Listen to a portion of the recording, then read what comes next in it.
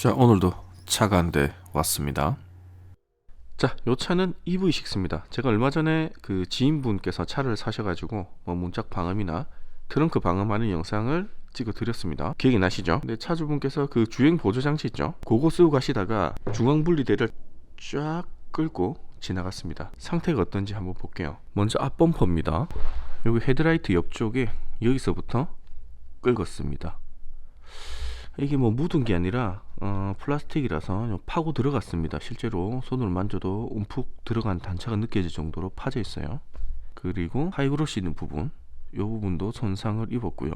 그 다음에 휀다입니다. 휀다 쪽에도 이렇게 쭉 끌고 지나가셨고요.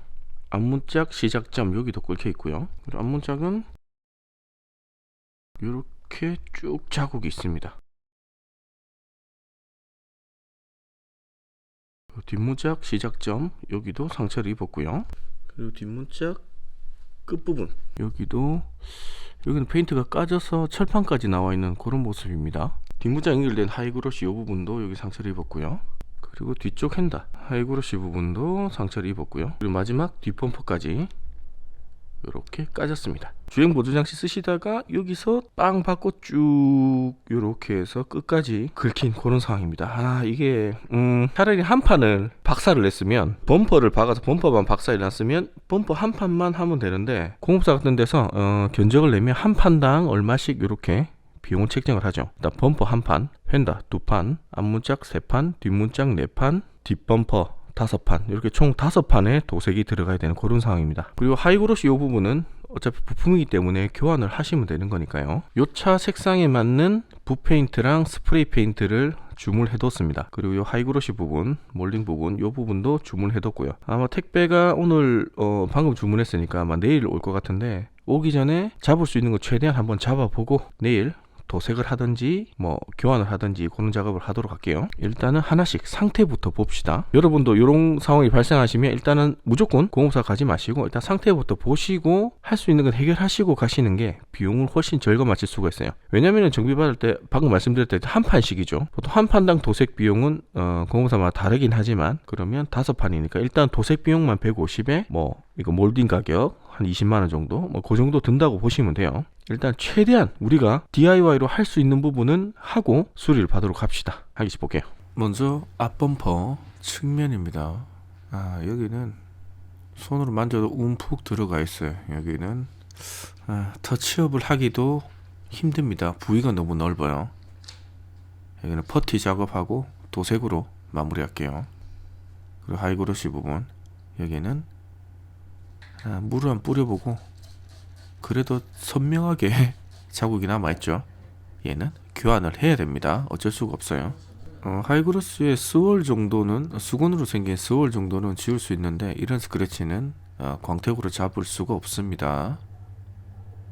그리고 앞엔다 이렇게 그 네임펜이나 우리 뭐 사인펜, 그런 약간 말랑말랑한 플라스틱 뚜껑, 그런 걸로 이렇게 문질러 보시면 도장에 손상이 없이 얘가 뭐가 묻은 건지 아니면 스크래치인지 확인할 수가 있습니다.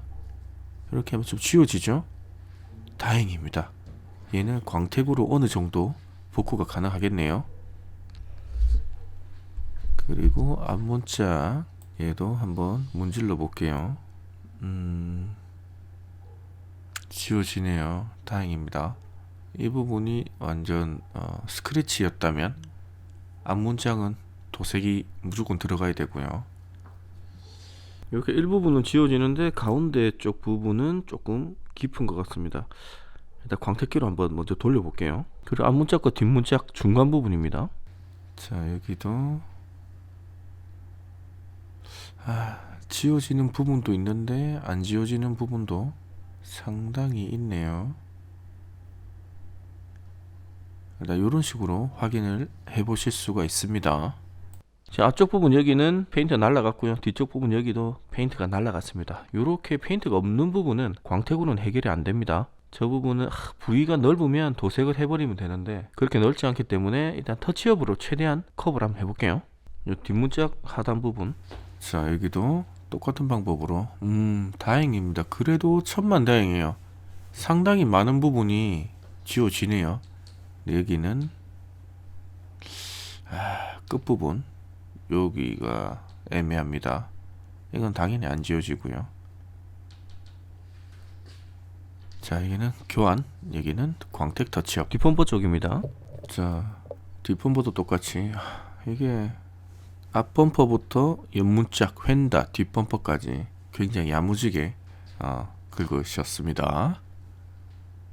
자, 이런 식으로 마무리하면 될 것 같습니다. 자, 이렇게 상태를 보고 도색을 해야 될 부분도 있고요, 교환해야 될 부분도 있고, 광택 작업 후에 미세한 부분 터치업 해야 될 부분도 있습니다. 뭐가 묻은 부분은 광택을 내면 되는데 저는 그렇습니다. 손톱보다 작은 부분은 터치업을 어지간하면 마무리해요. 하지만 손톱보다 큰 부분은 도색으로 마무리하는 편입니다. 자, 이런 부분은 다 지울 수가 있어요. 하지만 요 부분, 요 손톱만한 요 부분 하나 때문에 이 범퍼를 부분 도색이라도 요 정도는 도색하겠죠. 요걸 도색하는 거는 추천드리진 않아요. 그래서 이 부분은 터치업으로 마무리할 거고요. 앞쪽 부분은 도색이라고 적어놨는데 요 부분은 영상으로 보이실지 모르겠지만 이 부분 움푹 들어갔습니다. 만져보면 이 부분이 움푹 들어간 정도의 손상을 입었어요. 그리고 부위도 굉장히 넓죠. 이 정도 되니까 터치업을 하면 무조건 티가 납니다. 이런 부분은. 그래서 여기는 도색으로 마무리할게요. 그리고 나머지 하이그로시 이런 부분은 교환을 하는 게 깔끔합니다. 자, 오늘은 자재가 일단 준비가 안 되기 때문에 광택으로 할 수 있는 부분만 싹 마무리해 놓고 페인트와 요 몰딩들 오면 작업을 또 시작하도록 하겠습니다. 오늘은